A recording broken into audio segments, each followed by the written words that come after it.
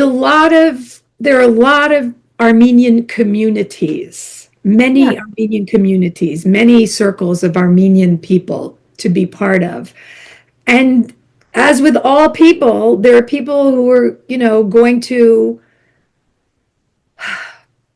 people who are going to be judgmental, people who are going to be backbiting, people who are going to be homophobic, people who are going to be like a lot of things. And I have felt like if my Armenian community, I have built a really warm, welcoming,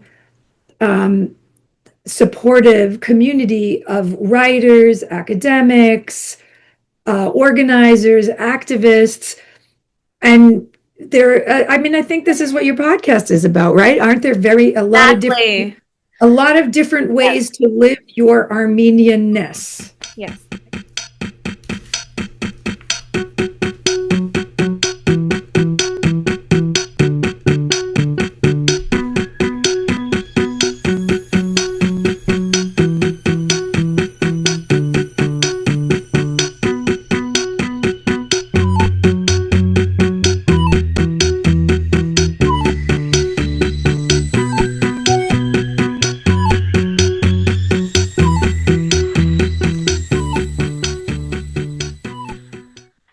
Hello, everyone. Welcome to the Other Armenias podcast. I am your co-host, Tamar Shirinyan. And I'm your other co-host, Milena Abrahamian. Today, we have a very special treat. We have with us author Nancy Kricorian, who I will just briefly introduce. There's a lot more to say about Nancy, but I'll keep it short. Nancy Kricorian is a novelist and essayist, the author of the 4 novels, Zabel, Dreams of Bread and Fire, All the Light There Was, and most recently, The Burning Heart of the World. And she is also the author of many essays, and just, to name a couple here, A Small Kernel of Human Kindness, Some Notes on Solidarity and Resistance, and Stories from the Armenian Quarter. And we'll link some of these texts in the show notes that are available with the episode. Nancy lives in New York City, is the granddaughter of a genocide survivor, and also does a lot of work for the Palestine Solidarity Movement. Welcome to Other Armenias, Nancy. Very happy to be here. Thank you so much. So I guess I'm going to read a little excerpt from my latest novel, The Burning Heart of the World. It's about Armenians in Beirut before, during, and after the Lebanese Civil War. There's a very brief opening set in 1970 where the Armenian family takes a little car trip out of Beirut into the mountains, and where our main character Vera, as a child, sees all these bird hunting, and there's all these birds dropping out of the sky. Then it goes forward in time to 9/11, where we see Vera as an adult in New York City on the day of the World Trade Center attacks, and she starts coming undone because this attack on the World Trade Center brings back all these memories of the Lebanese Civil War. So then it goes back in time to the Lebanese Civil War from when she's 10 to 15 years old. And then at the very end, the family decides to leave Beirut. And then at the very end, it goes back to 1915 Hajin. So what I'm going to do is read just 2 short pages from the 9/11 section, because I feel like it sort of sets up some of the themes, and then you get a sense of who Vera is. And the only thing maybe you need to know about Vera is that as an adult, she's actually a collage artist. So Vera and her college friend Emily, whose painting studio was in the basement of her Brooklyn brownstone, had regular Friday phone dates. That morning, Emily told Vera that when she had heard about the first plane over the radio, she had climbed to the roof in time to see the other plane slam into the second tower. Emily said, "It was like a special effects scene in a disaster movie. I decided right then to go get my kids. On the drive to the school, I had a clear view of the towers. After they collapsed, scraps of paper and ash fell on the car.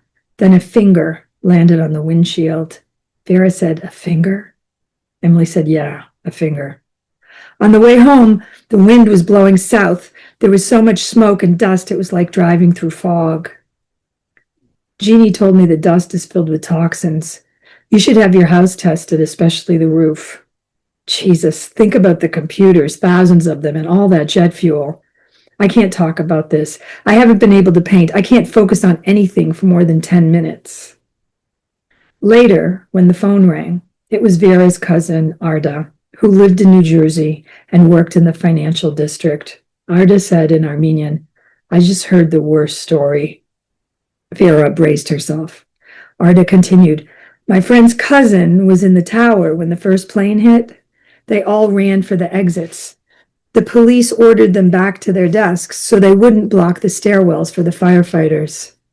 While she listened, Vera slid the elements of the collage she was working on around the paper: a ballet dancer in an organza skirt, a bouquet of roses, a flight of swallows, and pieces of a striped grosgrain ribbon.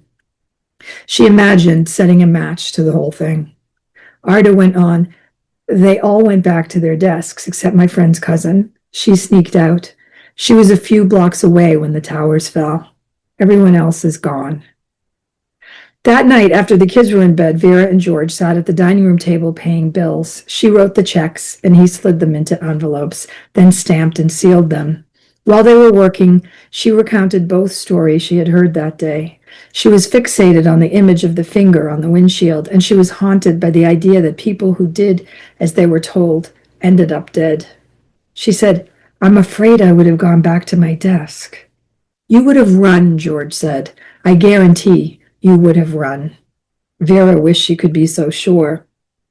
She thought about her mother's father, who had decided not to return to his hometown after the First World War.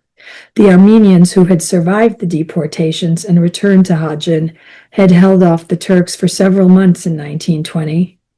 In the end, they butchered them like sheep, her grandfather had said. How could you know when it was time to flee? How would you have the courage to disobey the orders? How would you decide to turn right on the road rather than left? Only later would it be clear that one path had meant survival and the other had led to a mass grave in the desert. Thank you, Nancy. Yeah, heavy stuff. Sorry. There is some funny stuff in the book too, some lighter stuff, but yeah, it's pretty, yeah. There is. Just tough times though, overall. But I mean, this passage, I think, captures all of the different sort of layers, or most of the different layers that are in the book in just one passage. And it does a lot of work on the question of leaving or staying, which is one of the main narrative arcs of the novel. So I'm just curious why you chose this passage to read. I mean, you said something in the beginning about sort of introducing us to the character. But in terms of well, I think exactly as you pointed out, I mean, the reason I choose it is because, I want to pick something for this format, something very short. I don't want to read for like 10, 15 minutes or whatever. I want to read something very short and something that gives you a sense of the atmosphere of the novel and who the character is, but also this, I don't know if palimpsest is the right word, but this sort of multi-layering of intergenerational trauma, so the character's from Beirut, she's in New York, but her grandparents are genocide survivors. So that passage, you sort of get that, where in the present moment, she's thinking, what kind of decision would I have made? Would I have disobeyed the order of the police and the firefighters and just run away and then therefore survived, or would I have obeyed the orders and ended up dead? So, there are always these moments in these periods of sort of mass trauma of people having to make decisions, these sort of decisions that you might not even know in the moment, they're life and death decisions, but that they turned out that that's what they were. And the decision is also about exile, right? It's, in the novel, yes, there's the section about Beirut is this whole idea of will they leave Beirut or will they stay, and who in the family is going to go and who in the family is going to stay, and what does this mean? Like there's a sense the people who, and I found this when I went to Beirut and was interviewing people who had stayed through the whole civil war and were still there, that a lot of people had a sense of betrayal, that the Armenians who had left had, Yeah. abandoned them, had abandoned, I mean, and you see there, it was such, Beirut at that time in the mid 70s, when the civil war started, there was such a flourishing Armenian community there, multiple Armenian communities, in Bord Shamud, like each neighborhood had its own church, and multiple churches. There'd be the the Apostolic Church and the Protestant Church and maybe the Catholic Church, and there'd be a school in each neighborhood. And and then what happens to all this? I mean, literally all this property when the number of Armenians dwindles from whatever it was at 300,000 down to I don't know how many now, maybe 50, 60,000 still. Yeah. So this is your fourth novel, Yes. and I won't ask you about what you're working on now because I think that's unless you want to tell us about that. But how did you get here? So your novels have taken place in very, very different times and places. Yeah. They all follow young, somewhat ordinary women's experiences who have memory amid massive political historical events. Right. And so it was this May, this year, I went into a deep dive and I read all of your novels in order in like a week's time. Thank you. I would like to thank you. You are my ideal reader. I really appreciate that. Thank you for your attention. But it was like, I did it very quickly because for me, it was like I would finish one and then I was like, no, this can't be over. This can't be over. And then I would, just start away right on the next one. And I found each of these historical contexts brilliant for sites of telling ordinary stories, but stories that, of course, because of the context in which they're in, can't really be so ordinary. But I also wondered why you chose them, how you ended up in these places and in these times for the story. Yeah, I mean, I could tell you, they went one to the other, and I brought a show and tell I brought. So the first novel, Zabel, is a fictionalized account of my grandmother's life as an Armenian genocide survivor and immigrant bride. And this was, I actually have an MFA in poetry, and I had been writing a lot of poetry since I was like 6 years old. But after my grandmother died, I started working on this novel, and it was almost impossible for me to imagine going from writing, poems that were between 1 to 4 pages, 4 pages being the max, to somehow now doing like 250 or 300 page novel. So what I did was I thought of it in 10 page chapters, and so wrote these sort of like episodic chapters, and then because I could handle doing 10 pages, and then sort of wove them together. So that was about, and it was very funny when the novel came out. This was in 1998. I remember one of my first book events, I did it at a bookstore in the Boston area, and one of my grandmother's friends was sitting in the front row from our church, because I grew up in Watertown, in the Boston area. And I said something about, I wanted to write a book about just an ordinary Armenian woman. And he put his hand up. He said, "Your grandmother was no ordinary woman."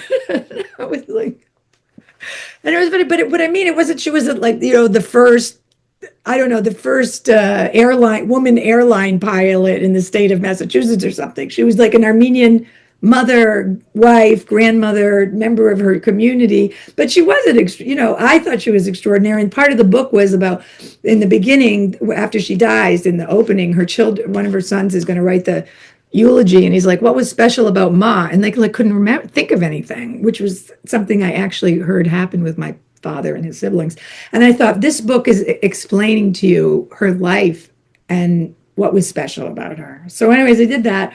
So then the next one, Dreams of Bread and Fire. So I decided this was like, a friend of mine who's a novelist said to me, "Oh, it's like you wrote your first novel second."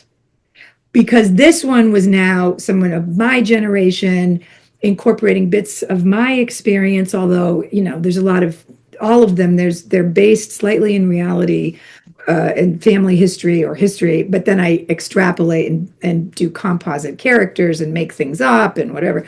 So this was someone in my generation growing up in the Armenian community. She's in Watertown, half Armenian, and then she goes off to Paris where she meets and she runs into a childhood friend and then has a romance with him. And unbeknownst to her, he's actually involved in a Marxist-Leninist revolutionary cell that's setting off bombs at Turkish Airlines offices. So that happened because, okay, I start with my experience, but then I was completely fixated and fascinated by Monty Melkonian. And just was like, how would that happen? How would you grow up third generation Armenian American? You're playing, like Little League in Visalia, California, and you end up being back doing, joining Asala and doing this stuff.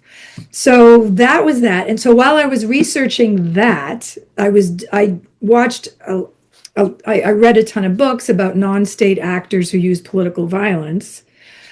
The Symbionese Liberation Army, the Red Army Brigades, the Weather Underground. And they were having a film festival at MoMA of politically engaged documentaries. So I went and saw a bunch of them. And I ended up going to see one that was called Terrorists in Retirement, that was about an communist worker, foreign communist worker, French resistance network in Paris that was headed up by Misak Manouchian, who was an Armenian genocide survivor who ended up in Paris. And so when I saw that movie, I had just, then I finished this one. I saw that movie and I thought, oh my God, what an incredible story. But yet again, I didn't want to write about, I didn't want to do, heroic, oh, he's in the French resistance and he's blowing up electricity pylons and he's assassinating, German officers, which is what they were actually doing. But a young girl growing up with parents who are genocide survivors in the working class neighborhood of Belleville, of Paris, and what happens when this family looks out the window and the Nazis are marching right down the route of Belleville to come and take over Paris. So then that became this one, All the Light There Was, which is Armenians in Paris during World War II. So I'm researching this one. I go to Paris. A friend of a friend is my guide and, fixer who knows everybody and is taking me to meet the last surviving member of the Manouchian group, taking me to meet Nazareth Peshdikian, who was this nonagenarian amateur actor who was in the French resistance himself, taking me to meet this other woman who was in her 70s who had lived in Belleville. Her father had been a shoemaker and they had taken in a little schoolmate of hers when she was 7, when they had the Vel d'Hiver roundup, where they rounded up all these Jews and deported them and sent them off to, Auschwitz or wherever. And they had taken in the schoolmate of hers until they could deliver her to another family member who hadn't been, rounded up. So that was going on. And then that guy, Hagop, who was introducing me to everybody, turned out, where was he from? He was from Bord Shamud. He had been born and raised in Bord Shamud, had grown up there, and had left Beirut during the Civil War because he had been on a hit list and he had to get out. And so he was there in Paris, and in the evenings I was meeting up with him and all his friends who were all from Bord Shamud. And one of Hagop had been a playwright. These other two friends of his had been folk singers. Somebody else had been an amateur actor, So, and they were telling me about the sort of their heyday in the late 60s and early 70s in Bord Shamud and in Beirut, when there was this sort of flowering of Armenian culture by these people who were mostly the children of genocide survivors or the grandchildren of genocide survivors. And so I thought, oh, when I leave Paris, I'm going to Beirut. So, and that was how we got here. So you see, they sort of link one to the next. I mean, and I'm really interested in not just, I'm interested more in post-genocide Armenian diaspora experience. And I'm also a feminist, so I'm really interested in women's experience. And I think I would say that my goal in everything I do as a writer and as an organizer is sort of about amplifying the humane in the human, because there's a lot of stuff in the human that is terrible. Like, go back to the Bible, Cain and Abel. You know what I mean? People have been killing each other. But I'm interested in how you retain your kindness, how you retain your humanity, how families manage and struggle to survive in these very, times of, mass political violence. So there you go. So I think it's really interesting that you do choose to have these young women as the sort of, well, heroes, right? If we put it that way, in literary language, but they're not actually like there's all these other things happening, either through family connections of friends or lovers of these men being involved in different sort of like more like freedom fights or resistance, and so they would usually be seen as the heroes. In this case, the heroes of your books are women, young women. Yeah. And I guess that goes with what you're saying about sort of showing the humane, but I guess like how do you connect that, whether it's about like how are these women also heroes and also not, and why is it important also not to be a hero in the sense of the way the patriarchy sort of set that up, if that makes sense? Yeah, I'm going to bring up, I bring up some of the Palestine stuff in this moment, just because through working with We Are Not Numbers, this literary mentorship program with young writers in Gaza, and through working with the Gaza Scholarship Initiative, which is helping students in Gaza get scholarships to universities outside of Gaza and helping them to evacuate. All of this, I've been working with We Are Not Numbers since 2015 and Gaza Scholarship Initiative for almost 2 years now. But the stories that I'm hearing from the young women, because most of the students I've been mentoring, it's a mix, but mostly the young women, about what they and their mothers are doing in this genocide to just feed their families and get food and take care of each other. And, it's just, I find that I'm interested. I would say it is heroism, but it's a sort of ordinary daily heroism. It's not an extraordinary heroism. I guess that's what I'm interested in. And it's great if you're Misak Manouchian is going to be, like I said, going around assassinating German officers and blowing up trains and so on. It's very dramatic and it's very amazing. But I've always just had an interest in the more sort of daily, commitment to being humane and kind. Because in some of these times, like, taking in your schoolmate when her family has just been rounded up and sent to the Vel d'Hiver, and from the Vel d'Hiver out to, a transit camp, and from a transit camp to Auschwitz, you just saved a life. And I just feel like each saving one life is saving an entire world, And I just want to say a few things about those moments in your books, like the heroism of, for example, Zabel, the actually kind of hunting for food in the desert and trying to figure out how to survive, that we see in the beginning of the novel, and the scene where the family in All the Light There Was, where the family is not even deciding to take in this child, like it's never even like a question, right? The child is there, and we have to keep her away from the Nazis. Like, that's just period, right? And there is like a conversation, if I'm remembering correctly, between the parents of like, wait, look, this could get us into trouble, but it's shut down very quickly of like, it doesn't matter, like we have to do this thing. And that's not like joining the French resistance. It's not like going out and killing Nazis or whatever, but it's absolutely heroic, and it's being done by a family in their home in the private realm.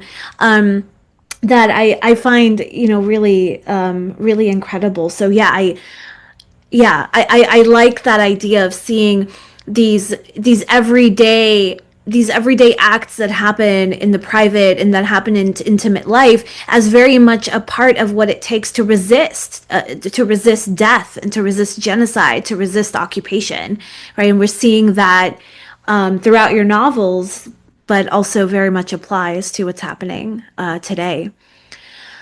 So thank you. There are also some troubling aspects of Armenian history that come up, and I think this is in all of your novels, but specifically in Dreams of Bread and Fire. We get Asala, we get what might be called terrorism, what might be called the freedom struggle, but it is a troubling dimension of Armenian history. And also in All the Light There Was, which involves young Armenian men who joined the resistance, which is, of course, from our historical vantage point today, and by all humanity and ethics, the heroic and good thing to do.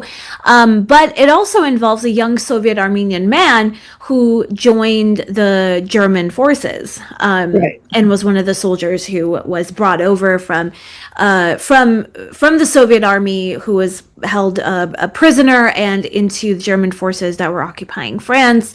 So can you talk a little bit about how these troubling dimensions came up in your research, and how they influenced your writing and narrating, and maybe how you balanced what to tell of that, how to include it, and maybe exclude some of these dimensions? Yeah, I mean, I think, well, I would add one other thing to this, because the first novel, Zabel, was a huge hit in the Armenian community, like massive. People loved it. It was everybody's beloved grandmother, everybody's beloved mother or aunt, and then with Dreams of Bread and Fire, poor Ani Silver was, half Armenian. She has sex. She hops a freight train. She does drugs. Oh my God, and then on top of it, I put Asala in there, and so everybody, it was like amot, amot, amot. There was so much shame, and I wish that I had. And the book was not as successful, clearly.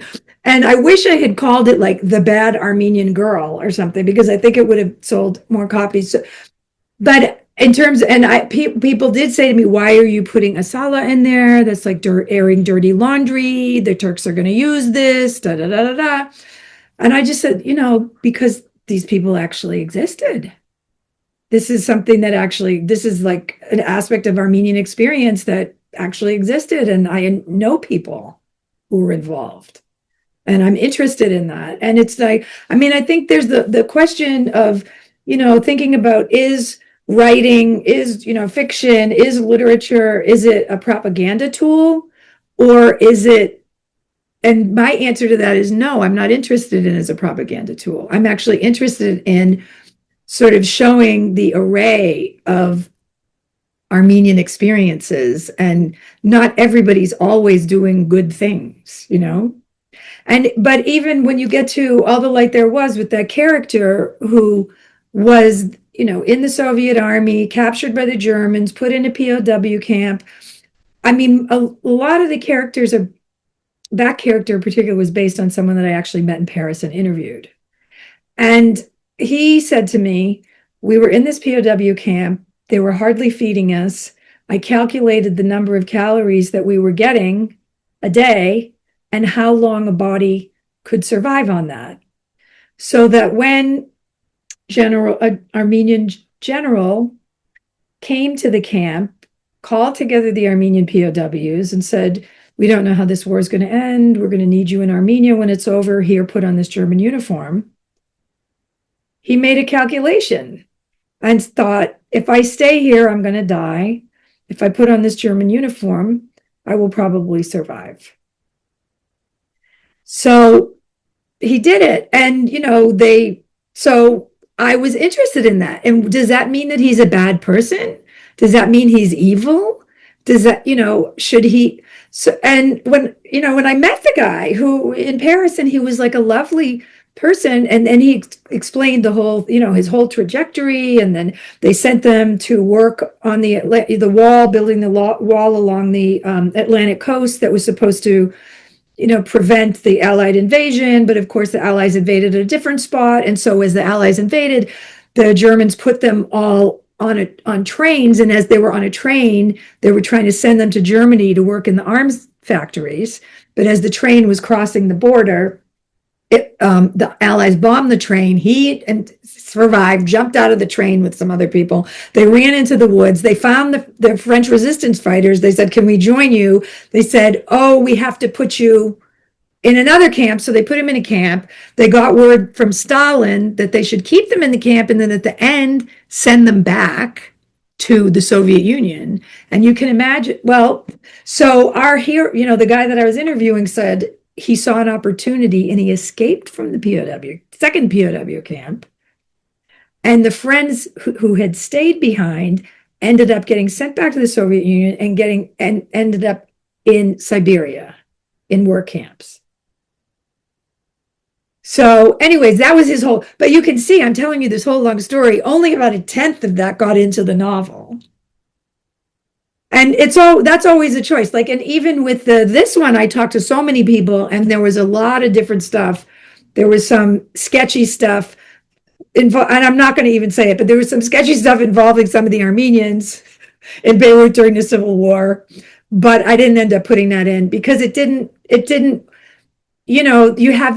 end up having so much information, so many stories, so much material, and then you have to boil it down so that it works for the characters at hand and for the narrative that you're doing. So there's all this stuff, like on the sides that doesn't make it in. Or the other way I think of it is like sort of an iceberg, and all the research and information is like all under the water. And then just the tip of the iceberg is the novel. I just want to say something that, I was thinking of saying when you were talking about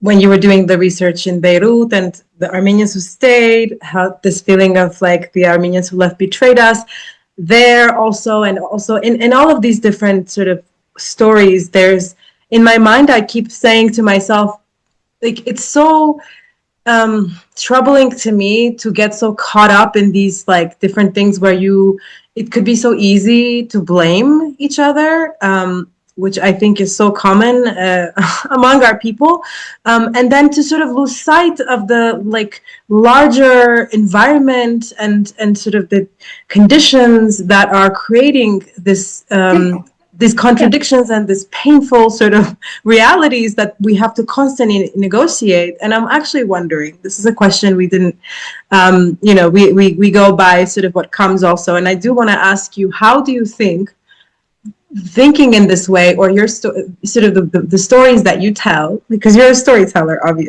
also, right? Can be useful for, Armenians today? How the stories are useful?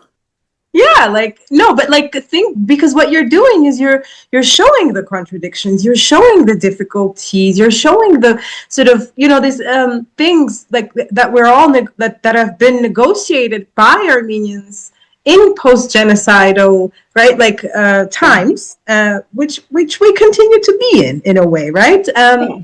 So. Well, yeah, look what happened in Syria. Look what happened, what happened to Aleppo, in the past 12, 14 years. I mean, it's ongoing. Look what happened in the Nagorno-Karabakh, Artsakh, in 2020 to 2023. It's ongoing. I mean, that's the interest. I mean, this is not quite answering that question. I'll get back to that. But I feel like this, even with what's going on in Gaza now, it's like genocide is not a singular event. It's an ongoing process, and that stretches out over generations still, even the repercussions of it. But I don't know. I just feel like Armenians are so people are so interesting. People are so weird. We have so many weird, interesting characters. And, some of my favorite scenes in The Burning Heart of the World, like I really had so much fun writing this thing where there was this girl cousin who's older than Vera, who is like having this romance with this, she's probably 14, 15, and she's having a romance with this 30-year-old jeweler, and it's like kind of creepy, and she ends up, what I mean? And she ends up like getting pregnant, and she's to get married to him. And this is also the airing the dirty laundry thing. Like this stuff happens, and I find it fascinating, and it's interesting, like how people, I don't know, all this stuff that goes on in the community, there. And maybe that, and I have to tell you, it was very funny. I've gone twice. My friend Shahi Mankarian he's a poet, and he's also a principal at Armenian day school in Pasadena. And he had the eighth graders read The Burning Heart of the World. And there is in the book, there in all of maybe 3 paragraphs, Vera's brother, her younger brother, her beloved little brother, very funny kid, grows up to be gay. And there may be 2 paragraphs about his, being gay. And when Shahi was asking the kids in the class, what they found interesting, one of the kids said that there was a gay brother. It was just so like, they were so excited about this. And I was like, it's literally 2 paragraphs and in like over 200 page, 200 page book. But I said, it's very, and they said, oh, but we don't talk about it. We don't talk about it. Yeah. And this reminds me also of like how, Dreams of Bread and Fire is like renaming it as The Bad Armenian Girl. Right. Like, it's not that it's like unheard of, like it's never happened before that there's like an Armenian gay man in the United States, right? Right. Or that like you have a young Armenian woman who goes to Europe to study and has sex and does drugs and all of that. Yeah. It happens, but it's that it never gets talked about. Right. And in the same way that, like, we know Asala existed, like we all, I mean, maybe not all, but many of us were educated about these things. Like I've talked on the podcast before about how my dad made me go to AYF camp, which was a part of the ARF. And we learned about all of the things, all of the freedom struggles of Armenians. And then it was later that I realized, oh, wait, that's what they call terrorism, right? Like I hadn't really thought about that as a child when we were learning about like the bombing, like the Ottoman Bank, the Lisbon Five, all of these things.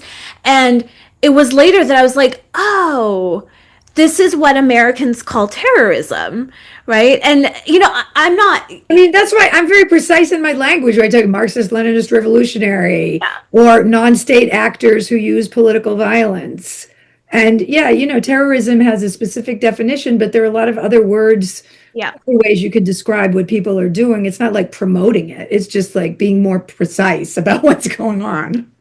Yeah, and also like in the it's very clear in All the Light There Was that the Nazis thought of the French resistance as terrorists, right? They did. They actually now we wouldn't. After they caught the Minuchin group and they executed them. They put a poster up all around Paris, a big red poster that had the medallion photos of the 21 members of the network that had been killed, had executed, and it said across the top in French, something like I can't remember now. I don't have the thing in, but it was by liberation by the army of crime or something, and they saying that these were like criminals. And the thing that was interesting was, so the Nazis were pushing this, that these were terrorists, these were criminals, they were terrible. But those posters were hung all around Paris and even all around France. And at night, people would go and paint, graffiti saying "Dead for France" or leave flowers at the foot of the wall where the poster was hanging. And so this stuff is this. Anyways, yes. And I wanted to ask a question that, you know, again, I don't want to give away too much about your books. In case our listeners have not read all four of these novels, please go and read them. Each one of them is an absolute delight. Like, a lot of it is really, really troubling. And, this is something that Milena and I have also talked about, like how difficult it can be to get through some of the scenes, especially for me in Zabel and in the newest one, The Burning Heart of the World. Some of the scenes are really troubling, but I promise to you that the stories themselves they will bring joy to your life. So please go and read all of these novels. And I don't want to say anything that'll give stories away, but one of the themes that listeners will have to go read your books about to know more about is kind of like unrequited love. And it was like, for me reading these, there's always that like moment where there's like this beautiful blooming romance. Sometimes it's like of really young people, and sometimes it's like of older, more mature people who fall in love, and clearly there's like an authenticity and a genuineness to that love. But your stories always don't end with that, right? They always veer in other directions. Well, I mean, I will tell you something. When I was an undergraduate, I studied comparative literature, and I also, did creative writing, And I took a lot of feminist class, women's studies classes, and focused on literature. And one of what was very important to me and very influential was, I had taken a class that was called Stages of Modern Self-Consciousness, which was not feminist. And all of these stages of modern self-consciousness were mostly we were looking at memoirs and also novels of formation or the Bildungsroman. And there was not one woman writer or woman protagonist on that syllabus. So then after that, I took a class that was called the Female Bildungsroman, the female novel of formation. And so there was this whole thing about, in the ones, the novel of formation for men, it usually ends with, it's a coming of age, it's a coming to consciousness, it's a coming to a vocation, deciding what you're going to do with your life, this kind of thing. And with women, they end differently. They usually end either with marriage or death. So I feel like, none of these is a sort of classic Bildungsroman, but in a novel of formation, but each of them is, in a way. It's about a young woman coming of age. And I didn't want, like one of the classic female novel of formation written by a woman is Jane Eyre, by Charlotte Bronte, and it ends, "Reader, I married him." And so I wanted to do this form, but not have it really end with "Reader, I married him" or death. Maggie Tulliver in The Mill on the Floss is the example of, the novel of formation ending with death. So I think so even like at the end of, one of my favorite endings was the one for Dreams of Bread and Fire, where she does this sort of thing where she steals an object from her father's family because she has no relationship with them, and she carries this thing that she has stolen, which I was raised Armenian evangelical, where like eating a grape in the market was like theft. So I have this character, this very transgressive character who steals this thing and walks off with it. And so she clasped it to her chest and walked forward with it into the rest of her life. And we don't know what the rest of her life is. Is she going to get back together with Vaughn? Is she going to, we don't know. But yeah, so I'm trying to subvert that tradition. Yeah, no, I appreciate it, because and this is probably like, as I'm not a novelist, obviously, and so I think I'm probably more used to the classical model of, you know, how stories about women are supposed to go. And, you know, it was just like always like, you know, it stung, like it stung when, you know, something got in the I way. know. It was very funny because with all the light there was, you know, she has this romance with this guy and they're two brothers and they get sent to the concentration camp and one of them comes back, but not the one she, you know what I mean? And all this. A friend of mine had students in her class at Kingsborough Community College read it, and I went out and all the girls were mad at me. They were mad. Why did you kill him?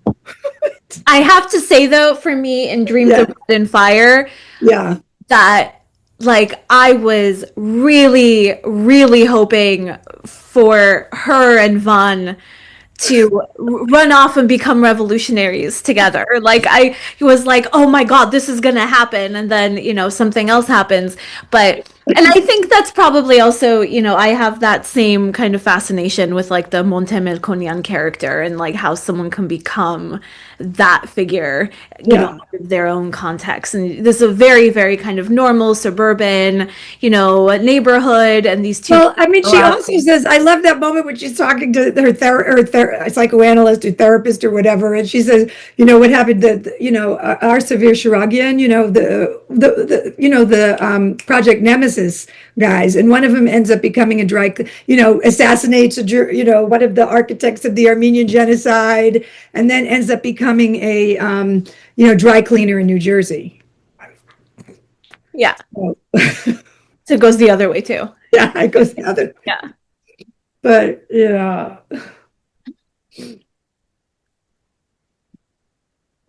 Yeah. Well, and I also, in the last one, in The Burning Heart of the World, they kind of bookend because my grandmother's family was actually from Mersin. My grandfather was from Adana, but my grandmother's parents and her grandparents and on both sides were all from Hajin. And so at the end of Zabel, I have a folk tale set in Hajin before the genocide. And then in the end of The Burning Heart of the World, I also do another folk tale set in Hajin. And so they kind of, I like the idea of, I mean, they're not in any way in chronological order, and you don't need to read them in any order or read all of them to understand each individual one. But in a way, as the project, I sort of had them, the Zabel and Burning Heart of the World, sort of bookending, and then these folk fairy tales from Hajin, you know, framing it. And I love that you give this as a gift to your people. I mean, you say, you know, at the end of The Burning Heart of the World. And I think that that's a really important thing. So when I was asking the question about, like, what can we do with these stories today also? I mean, it's just some thoughts about just like today I was thinking a lot about remembering and about what remembering means and how there's a burden to remember placed on Armenians. And yeah, like the question that I was asking was also because I think that there's so much that can be done sort of, by political actors, let's say, to kind of use this sort of thing that they put on people to remember almost against them in the present moment for them to continue living their lives. And like there is a remembering, I think, that through these fairy tales can happen that frees us from this burden. And I think that's a beautiful Well, I mean, I think it ties back into the idea of is literature propaganda or not? Is remembering a duty that is being imposed on you, or is it? For me, so I just did an event, which I love doing these. I did an event for the men's club at the St. James Armenian Church in Watertown, which is where I grew up. And someone asked me afterwards, well, all your books are about Armenians, and like, would you ever think about writing about something else, or like, why are you writing about that? And I just feel like for me, it's double edged. I mean, there's an incredible burden of this history, and there's a lot of pain that comes with this history, but it's also an extremely rich history, and it's my legacy. You know, it's what I inherited. And yeah, and I hope, I mean, the other thing, just in terms of my practice as a writer, that what I really try to do is like very much when you pick up the book and you start reading, that you are entering a world. And I want to create the world, you know, the sounds, the smells, the textures, the cadences of people's language, and so on. So when you enter it, it's almost you're going to I want you to feel like you're going to the place and you're in the place. And so there's something, I don't know, I guess transporting about that, and when you said that thing about the line that I put at the end, you know, for my people, I put it only in Armenian intentionally. And when I first wrote that, I wrote not just for my people, I wrote for my people and against the murderers. Because that's the project. It's against cruelty. It's against cruelty. But I think your people. Well, I have it expanded. We understand that for your people, for us, for our people, Yeah, is against the murderers. right. Well, that's why I didn't put it in. I thought it was a little bit hitting over the head too hard. You know what I mean? A little like overkill, so to speak. So, yeah. Well, I hope that these stories that you want to also have keep or maintain or preserve kindness, as you were saying, can sort of do that also. Honestly, like among our people, that's a really important trait for me that I think I would love to see.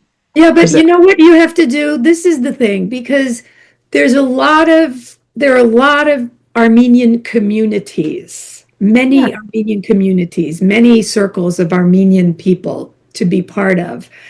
And as with all people, there are people who are,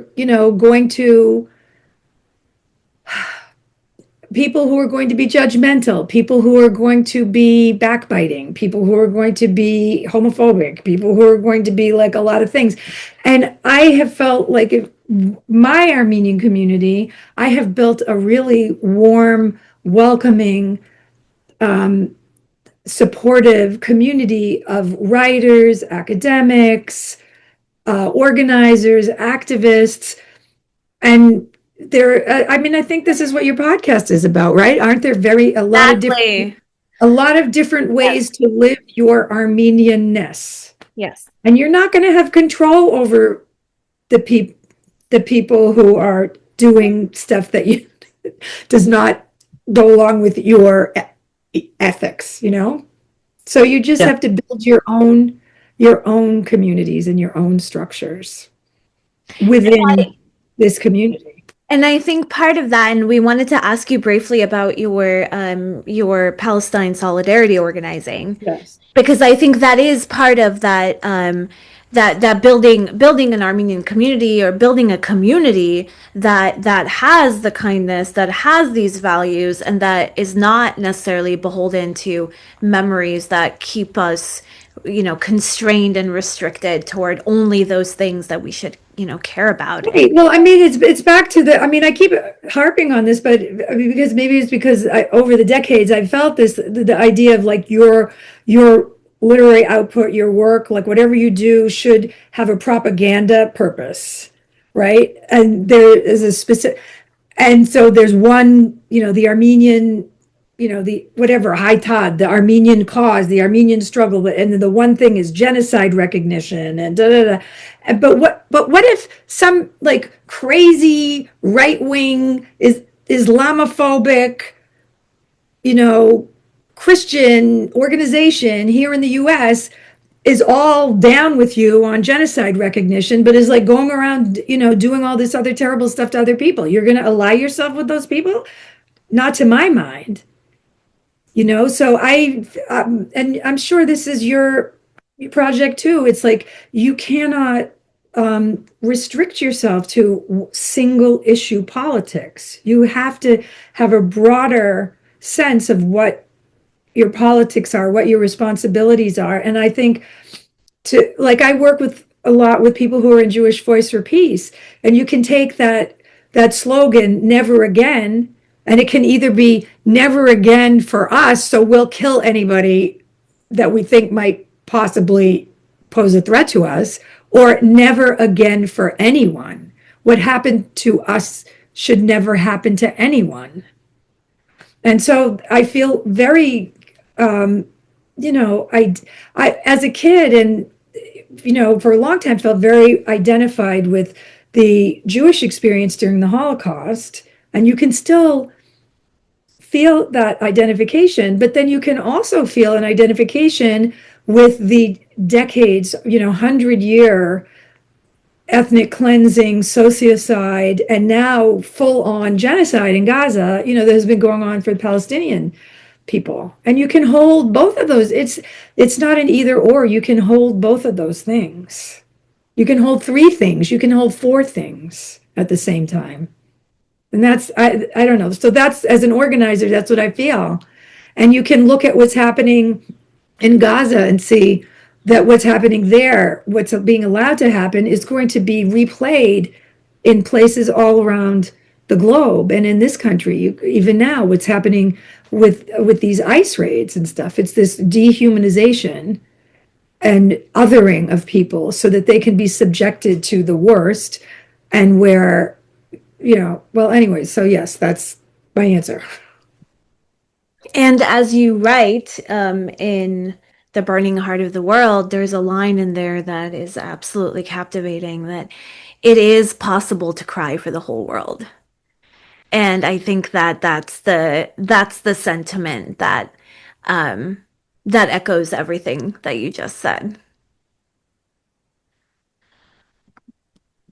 Well, thank you so much, Nancy. This was a wonderful conversation. I love your books. We'll be linking to each one in the show notes. Thank you for taking the time to talking to us. Well, thank you so much. It's really wonderful to talk to you, to learn a little more about your ethos and your project. And thank you for, helping to, just one thing about books, everybody should, not just my book, but Armenian writers. If you want to see more books by Armenian writers, you need to support the books by Armenian writers, that shows publishers that there is an audience for them.